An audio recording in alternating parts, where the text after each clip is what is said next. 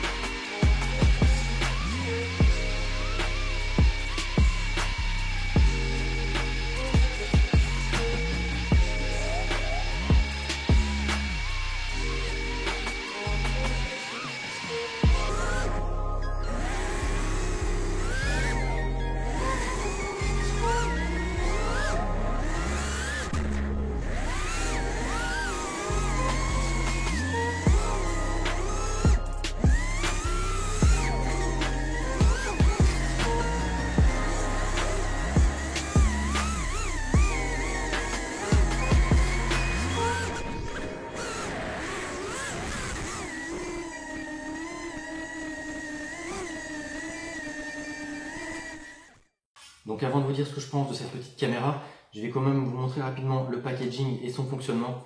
Donc petite caméra qu'on trouve chez Banggood entre 15 et 20 euros, donc c'est vraiment pas cher. Et on a quand même un packaging assez complet, donc un mode d'emploi très simple, on va y revenir après. Dedans c'est mal fichu parce que si on l'ouvre, sur le dessous il y a des trucs, donc ça tombe. Donc, je vais tout mettre là. Hop.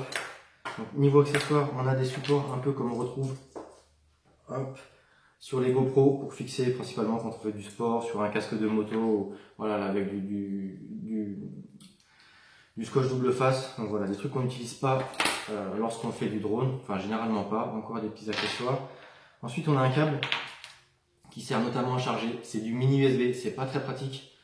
Moi j'avais pas de câble mini USB qui traînait, donc j'ai été obligé d'utiliser celui-ci. Puis en plus on retrouve là un cordon jaune, j'imagine que c'est le signal vidéo. Je sais pas à quoi ça sert, j'ai pas cherché. Honnêtement c'était pas le but de cette caméra quand je l'ai achetée. Ensuite on retrouve donc la caméra dans un petit support en plastique moulé qui n'est pas souple, mais c'est pratique. On peut y passer un strap, oui RFPV ou DFR, cette taille là de strap ça passe très bien. Sinon un riselant. Ensuite la caméra elle ne peut pas sortir, elle est maintenue par un tout petit ergot ici, donc il suffit de soulever et de pousser. Ensuite la caméra sort. On peut voir là de ce côté là qu'on a le slot pour la carte SD qui est protégé également par un ergot. Donc ça c'est pratique, on peut pas perdre la carte en vol, contrairement à la Runcam Split Mini avec laquelle je me suis arraché les cheveux parce que j'ai raté plein de records. Et donc la caméra, une fois qu'elle est sortie, elle est toute petite, elle pèse 23 grammes sans la carte SD, je l'ai pesée juste avant de faire la vidéo. Très simple d'usage, il y a deux boutons. Un bouton sur lequel, le bouton d'allumage et d'extinction, sur lequel il faut laisser appuyer pour allumer et éteindre. Lorsqu'elle est allumée, on a deux LED qui s'affichent, qui sont allumées, une bleue et une verte. La bleue indique qu'on est en 720p. Donc ça c'est pas très pratique parce qu'à chaque redémarrage, elle se met en 720p.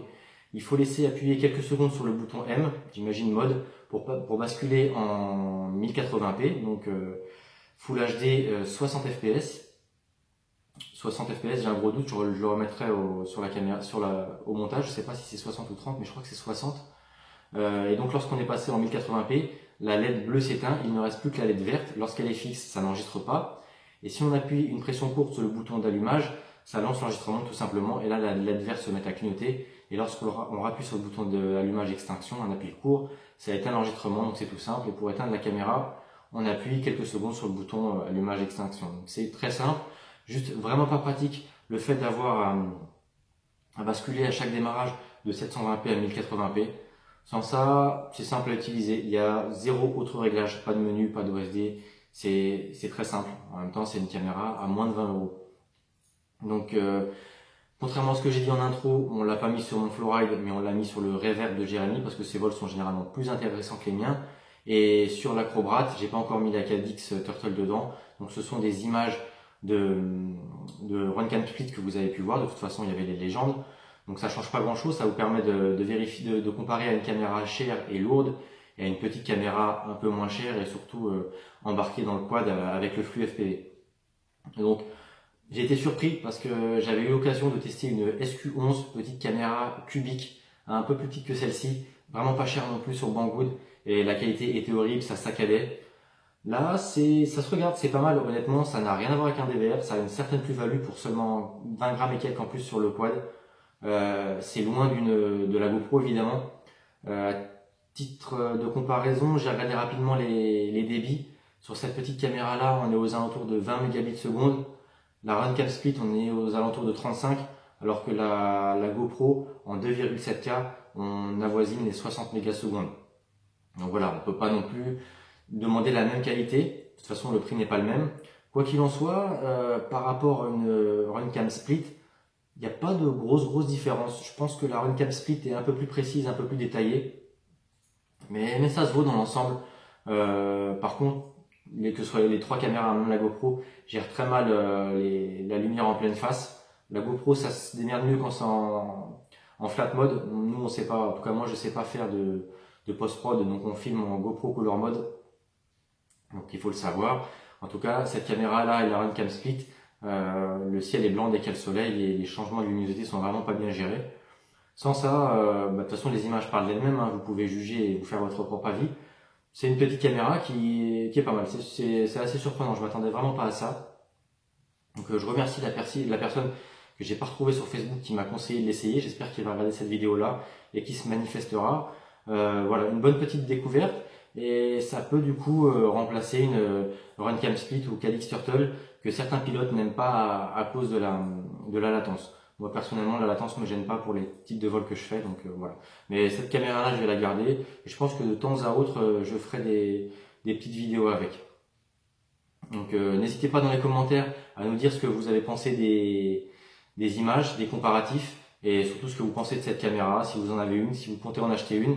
Et surtout, si vous avez regardé la vidéo jusqu'au bout, n'hésitez pas à lâcher le pouce bleu qui fait plaisir.